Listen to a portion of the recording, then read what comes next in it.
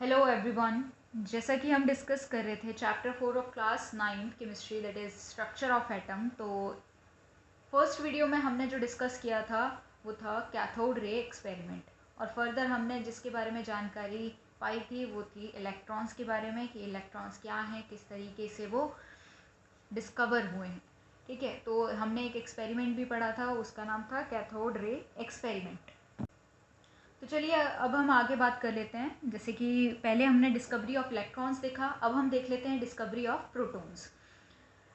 और ये कह सकते हैं कि एनोड रे या कैनाल रे, ठीक है, ये इस तरीके से प्रोटॉन्स डिस्कवर हुए हैं। और ये डिस्कवर किसके द्वारा हुए हैं, मतलब किसने डिस्कवर किए थे, उस साइंटिस्ट का नाम है ई Goldstein. E. Goldstein, by his famous anode rays or canal rays experiment, was able to detect presence of positively charged particle called proton in the atom. देखो, E. Goldstein ने भी एक एक्सपेरिमेंट परफॉर्म करा था। उस एक्सपेरिमेंट का नाम था एनोड रेज एक्सपेरिमेंट। अब इसकी हेल्प से इसने प्रोटॉन्स की डिस्कवरी की थी। प्रोटॉन्स को डिस्कवर करने में काफ़ी हेल्पफुल था ये वाला एक्सपेरिमेंट। और प्रोटॉन्स बेसिकली होते क्या हैं, इनके ऊपर चार्ज कौन सा होता है, ठीक है, और ये कहाँ एम्बेडेड होते हैं, ये हम आगे डिस्कस करेंगे। और किस तरीके से ये डिस्कवर हुए हैं ये भी हम नेक्स्ट वीडियो में देखेंगे। लेकिन अभी इस टाइम पे हम आगे देख लेते हैं कि चार्ज ऑन प्रोटॉन क्या रहता है। तो चार्ज जो होता है प्रोटॉन्स के ऊपर है वो है 1.6 इंटू 10⁻⁻⁻19 कूलम। एंड नेक्स्ट, और मास जो होता है प्रोटॉन का वो कितना रहता है 1.673 इंटू 10⁻⁻24 ग्राम। अब यहाँ पर देखिए, यहाँ पर किस तरीके से है, जो मास ऑफ प्रोटॉन है वो ऑलमोस्ट सिमिलर टू 1840 मल्टीपल्स है मास ऑफ इलेक्ट्रॉन्स का। मतलब ये 1840 गुना ज़्यादा है मास ऑफ इलेक्ट्रॉन्स। समझ रहे हैं। नेक्स्ट आ जाते हैं कि डिस्कवरी ऑफ न्यूट्रॉन्स, किस तरीके से न्यूट्रॉन्स की डिस्कवरी हुई है। हाँ, प्रोटॉन्स के बारे में एक चीज़ और बता दूं, प्रोटॉन्स को पी से डिनोट करते हैं। और अगर कभी चार्ज की बात करते हैं तो इसके ऊपर चार्ज आता है हमेशा पॉजिटिव चार्ज। ठीक है, ये जो प्रोटॉन्स हैं ये पॉजिटिवली चार्ज पार्टिकल्स हैं जो एटम्स के अंदर पाए जाते हैं। जैसा कि मैंने आपको फर्स्ट टॉपिक जो था इंट्रोडक्शन, मैंने आपको बताया था कि कुछ सब एटॉमिक पार्टिकल्स होते हैं, जैसा कि इलेक्ट्रॉन्स हैं, प्रोटॉन्स हैं। ये सारे सब एटॉमिक पार्टिकल्स किसके अंदर होते हैं, एटम के अंदर। तो हमने इलेक्ट्रॉन्स की डिस्कवरी को चेक कर लिया था। अब हम देख लेते हैं कि ये क्या है, प्रोटॉन्स किस तरीके से डिस्कवर हुए हैं। ये मैं नेक्स्ट जो मॉडल होगा उसमें बताऊंगी।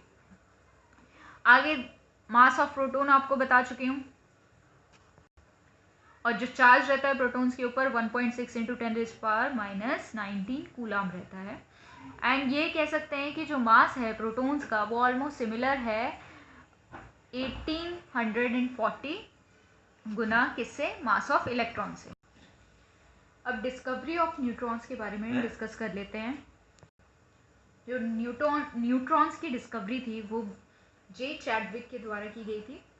जे Chadwick bombarded lighter elements like lithium, boron, etc. with alpha particles and observed emission of new particles having zero charge but having mass equal to that of proton.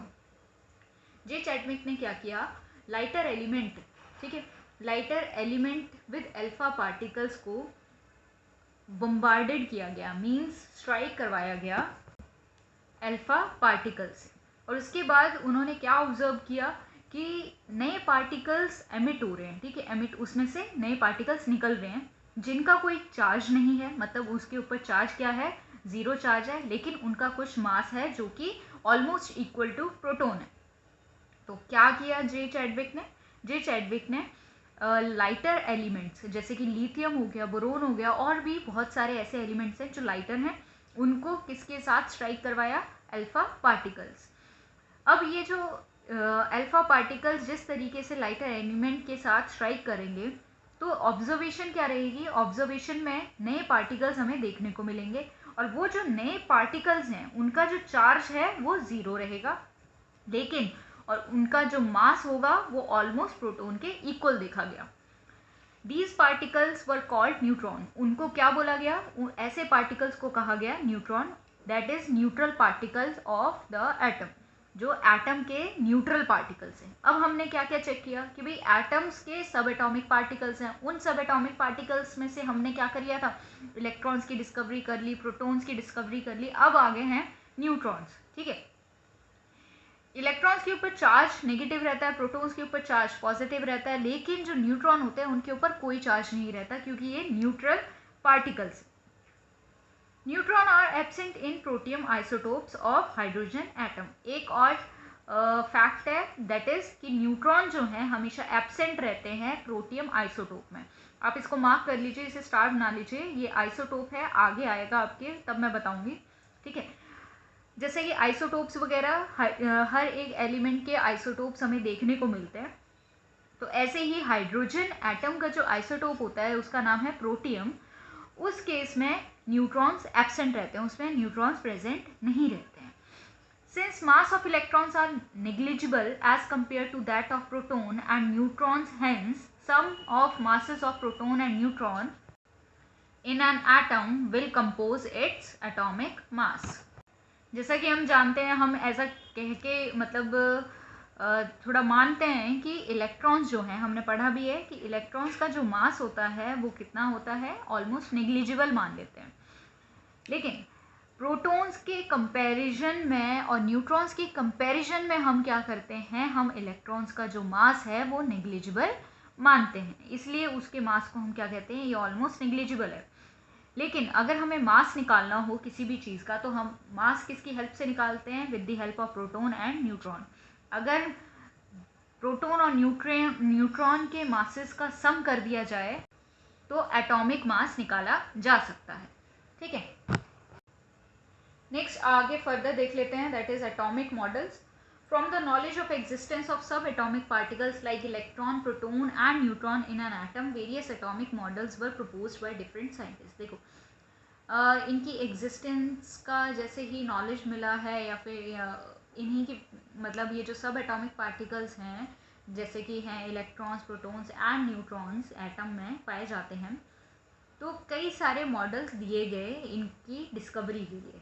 तो कुछ जो एटॉमिक मॉडल्स हैं वो ये हैं, और मैंने आपको क्लास में भी बताया था, जैसा कि पहला मॉडल है Thompson model of an atom. Next जो मॉडल है सेकेंड वो है Rutherford's model of an atom, and next जो है Bohr's model of an atom.